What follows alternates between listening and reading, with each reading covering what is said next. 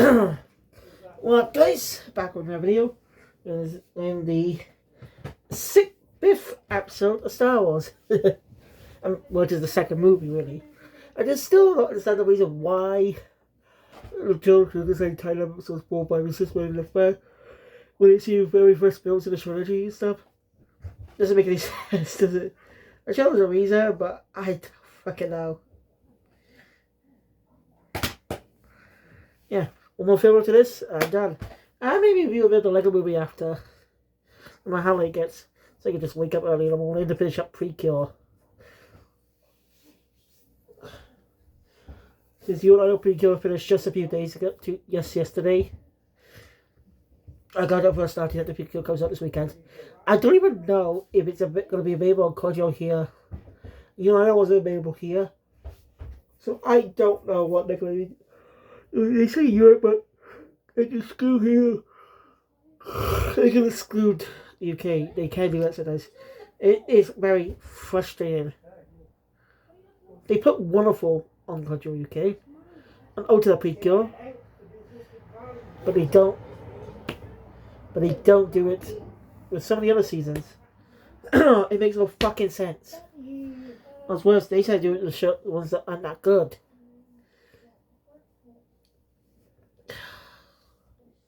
I don't understand what the fuck they're thinking. It's just confusing.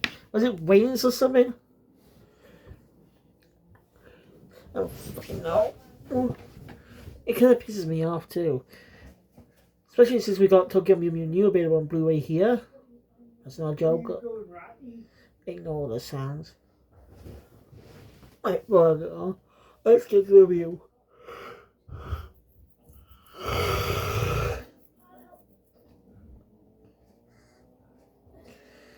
So the film opens up with the Empire ship arriving at a hot planet called Hoth, where a mysterious Centaur meteor lands. Luke spots it and pulls it to everyone. Right, so he's going to take a look. Right now, he's ambushed by a Yeti, I think it is, and knocked out, dragged somewhere. That meteorite is built to be a droid. Whoa.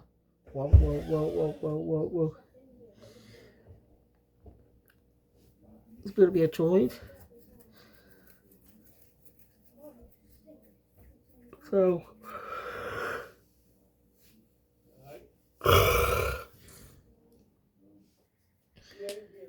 hot. Sees that the Empire has discovered the Rebels' base.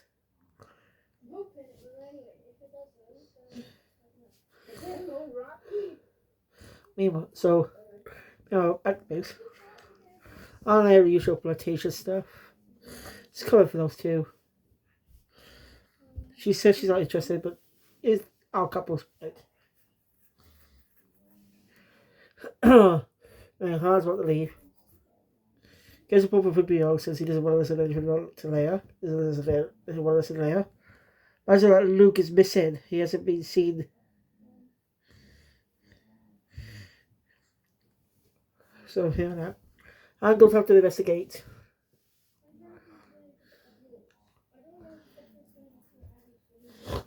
Speaking of Luke, he ends up being trapped in an icicle by that Yeti. He ends up using the power of the Force to summon his lightsaber and calm himself down. Now, Luke doesn't really do much action in this film, but nothing wrong with that. But, I'll make sure when we get to it.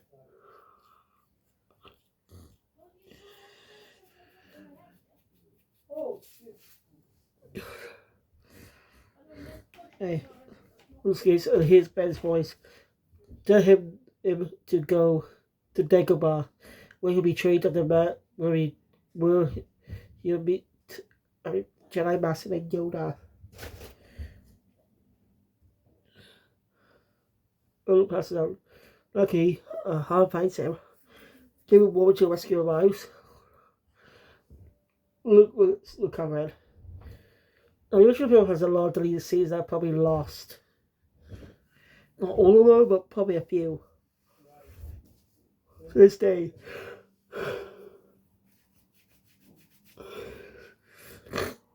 So, yeah. Anyway, Luke. Han and Leia have the usual bantering. And this is where the scene becomes awkward to those on repeat viewings, knowing some things that will happen later. You know. But if you don't know, that's a spoiler. We'll get into the episode 6. But yeah, the awkward thing is Leia kissing Luke on the lips. How's that awkward? Again, get there when we get there. No, it's just that. So anyway, bases are going to attack by the by the Empire led by Darth Vader. The Emperor makes his first appearance in this film too, when Darth Vader communicates with him. May targeted Luke. So it's like Luke recovered a bit. I was out in the battle of Hoth. A pretty good action set piece.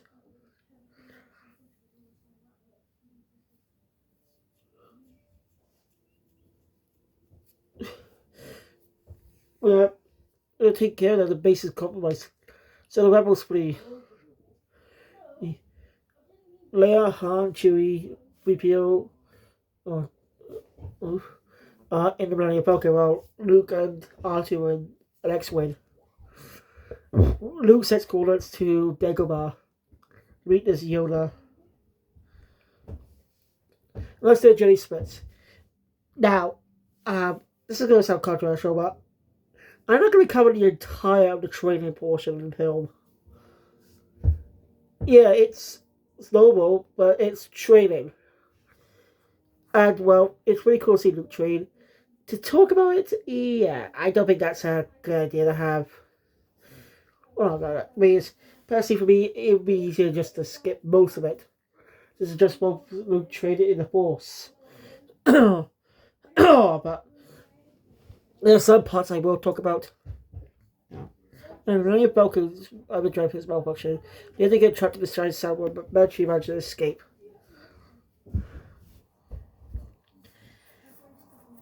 Now Luke rides on Dagobah and meets a mysterious green goblin-like creature whose puppet is a puppet. God, I miss the days when they use puppets as CGI. CGI is not bad, but it can be overused. So yeah, 3 years ago, his name is Yoda, Jedi Master. I'm wondering if Chicken Heads in there make him. I'm joking. What? I don't think so. I think it was just puppeteered by Lucas and everyone else, but I would put it past them to have one of the most biggest puppeteering company. Yeah. So yeah, that because Luke's training. One point of the training, he ends up into a forbidden place. And he encounters Darth Vader. The duel, but he managed to behead Vader. And Vader's mask exposed within Luke's face. That might be some clever foreshadowing.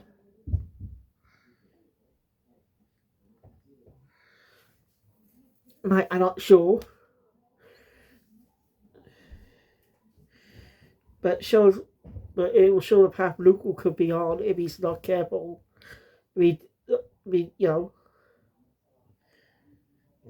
So what's happening in the best ways. Anything this whole war Empire war can be prevented. But I think you'll see that for the prequel trilogy. But now. Anyway.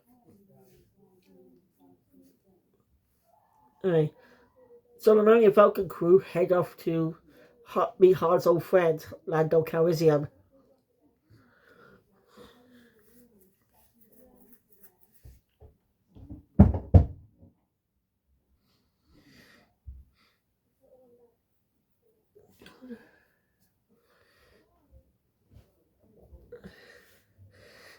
Anyway, cameo.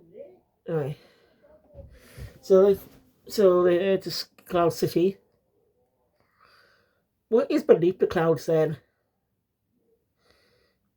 Well, it's gonna be wondering what is beneath the clouds of Cloud City. It's a big planet. Like, is there anywhere under, or they just die? Like, is there anything on the ground? That's got me curious.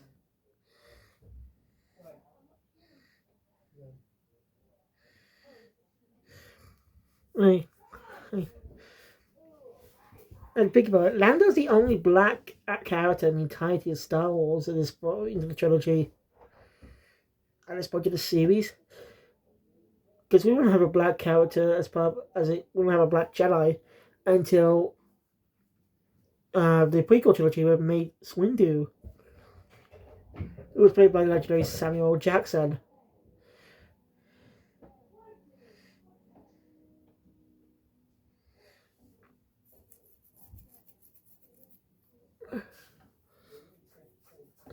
And just right, did you know Samuel Jackson has a sound-like actor who does a lot of roles outside the media, who also shares the same, who's also the voice of Barrett Wallace in Final Fantasy VII Remake? I think. It's pretty cool, actually. And that the secondary voice of Windu is the gun wielding but eco terrorist. Okay, but been playing playing FF7 Remake on Xbox recently. Currently on the second reactor chapter. Where you have Tifa and Merritt in your party. I've tried playing the original Final Fantasy 7. I really suck at it. I suck at it. Especially the first boss if you're not careful. You always do expand with a specific attack multiple times, but also heal because you take a lot of damage. If you don't do that, you die. It's a pain in the ass. I died twice to it. So yeah, it makes me a little not as confident to keep playing it. So as I like just to watch the entire walkthrough of the game online on YouTube and stuff. A little bit more familiar with the story and what happens next. So that way, when I play continue playing Remake, I know more context of the original story. Since I don't know what was changed from the original for the remake. Since I play without knowing much about the original story. All I knew what happened was Eric died. And that's about it, and a glimpse of most of the characters. Right? Also got been known based on Kingdom Hearts. So, when it comes to turn-based RPGs, I suck. I'm not great at them. I play action RPGs more because I know I'm bad at them. I'm not disrespecting JRPGs, turn-based RPGs. I like Persona, but it's not just a JRPG, it's also the same. And I play on Eat Safe mode too, so there's that. I kind of wish all games have that type of mode. That way you can breeze through the story without worrying about restarting the battle after you die. I'm just saying, that'll get a lot of people interested if you're confident in your story is. I just don't know why Persona's Atlus's games only the ones that have it. Except for Soul Hackers 2 for some reason. Yeah, after all the games they do it. Okay, Soul Hackers 2 is the only one that doesn't have a safe mode. I'm getting off topic. Hey. Luke's training, yourself when is again is the forces that sense in the future senses him that Leia and Han will be in trouble. So as he ends his training prematurely, they'll rescue them. Yoda warned meanwhile. Lando ends up being he double crossed. He's basically double crossed Han. But yeah, you can't really blame the character.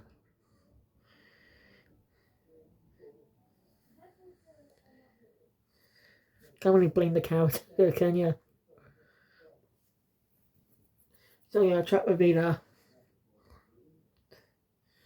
Everybody know they're best just bait here for Luke.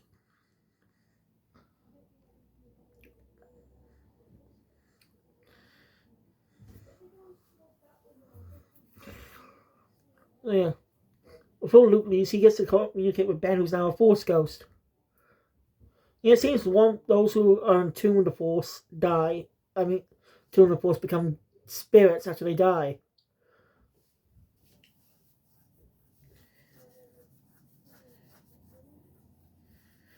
I wish we saw more of Ghost Anakin.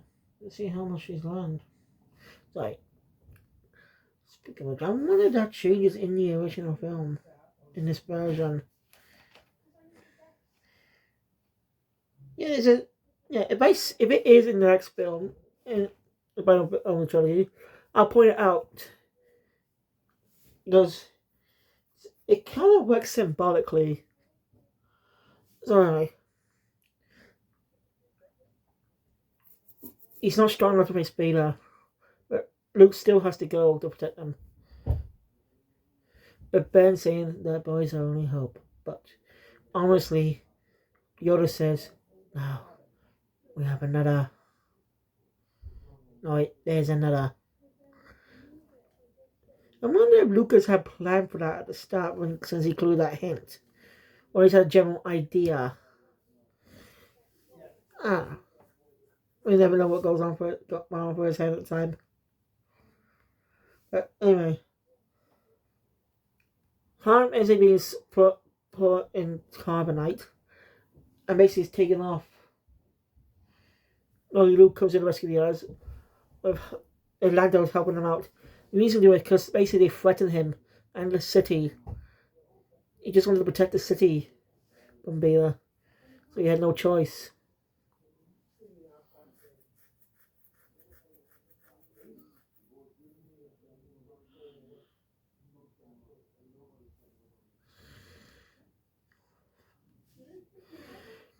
So, well, they escape. Luke ends up confronting Vader. Being one of those iconic fights. He smiles on always. But yeah, no, Luke's not strong enough to take down Vader, as he ends up losing his arm and lightsaber. With Vader dropping a bombshell on Luke. You know the line. Luke, I am your father. Of course, he didn't actually say that. That's just a Mandela effect. I'm not going to explain the Mandela effect. It's just too complicated. Not really complicated, but you know what I mean. Just swear I felt this milk down.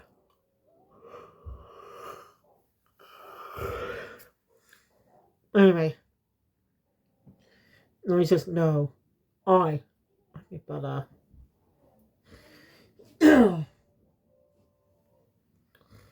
So here we go. That's not possible!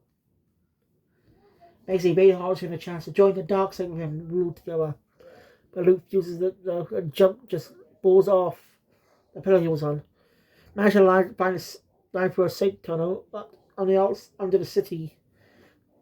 Dangerously, one move before. Luckily, Leia somehow was able to sense Luke was in trouble.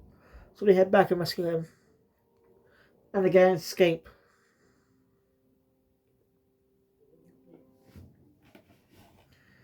But end up not being able to get Han. But they will get him back someday. As Luke gets a robotic arm. Lando and Chewie go look for Han. And for some reason, Lando's wearing Han's clothes. It's even pointed out in the Family Guy Star Wars clip episode, sorry. Okay. Comment with Brian commented that watch the original film, Lando wears Han's clothes. That's a weird decision too. It's supposed to be symbolizing he's supposed to be a replacement for Han for a bit. Yeah, the film ends with Luke and Leia, 3PO, and R2 looking out at the spaceship and they'll see the Millennium Falcon blast off. Into the film. That was part 2 of the Star Wars trilogy.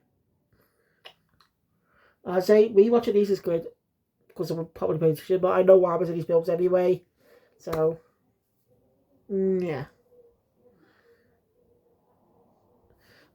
Anyway, thank you guys for watching if I called it. Please about the button, want to see more scratch on induction about the Obvious Future. Let's go here for episode 6, the final film in the original trilogy. And then, well, the review on Lego Movie will come up after. because it'll be before these videos come out. Because by the time these come out, that video will already be up, hopefully. Let's see. Thank you. I'll see you guys later. Well, you get the damn point, okay? Cybermaster out.